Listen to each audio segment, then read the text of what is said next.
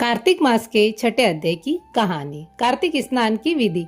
नारद जी बोले, 2 घड़ी रात रह जाए तब ब्रह्म मुहूर्त में उठकर तिल, कुशा, अक्षत, फूल, धूप, दीप आदि लेकर पवित्र मन से किसी नदी, तालाब, कुआं आदि जलाशय पर जाकर स्नान करे। नहर आदि में स्नान करने से जो फल प्राप्त होता है उससे 10 गुना फल, झरने से 10 गुना अधिक फल गंगा में और नदियों में, और इससे 10 गुना अधिक फल संगम में स्नान करने से मिलता है। तीर्थ में स्नान करने का 2 गुना फल प्राप्त होता है। विष्णु भगवान का स्मरण करके ही स्नान का संकल्प करे। कमलनाभि भगवान को नमस्कार है।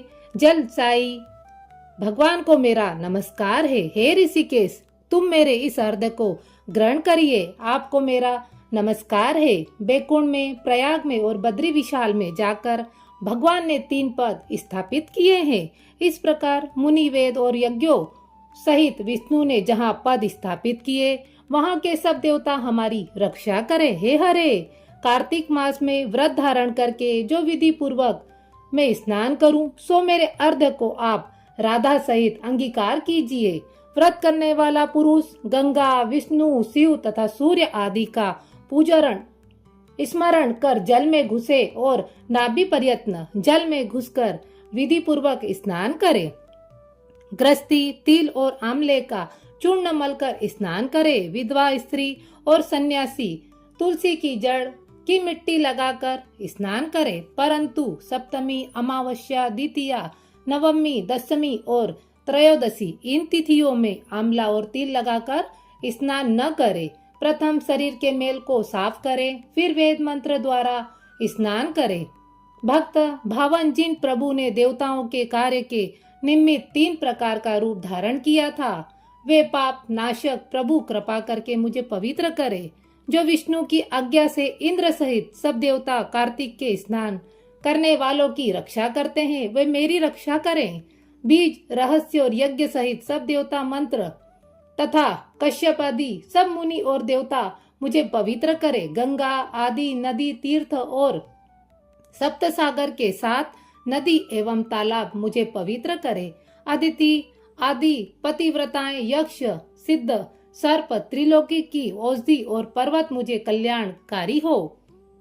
व्रती मनुष्य इस प्रकार का स्नान करके हाथ में पवित्री धारण कर देव, ऋषि और पितरों इन सब का तर्पण करे। कार्तिक के महीने में पितृ तर्पण करते समय जितने तिल अर्पण में होते हैं उतने ही वर्ष पितर स्वर्ग में वास करते हैं। तदंतर व्रती पुरुष जल में से निकलकर पवित्र वस्त्रों को धारण कर प्रातः काल के कर्मों को समाप्त कर हरि भगवान का पूजन करे। जो मैंने विधि पूर्वक कार्तिक मास में स्नान किया है सो मेरे लिए इस दिए हुए अर्घ्य को हे हरे राधिका सहित आप ग्रहण कीजिए। तपश्चात वेद पाठी ब्राह्मणों का पूजन करे।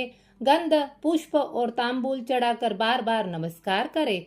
फिर हरि की प्यारी तुलसी जी की पूजा कर परिक्रमा दे, नमस्कार करे और कहे कि प्रथम तुम्हें देवताओं ने बनाई, फिर मुनियों ने पूजा की।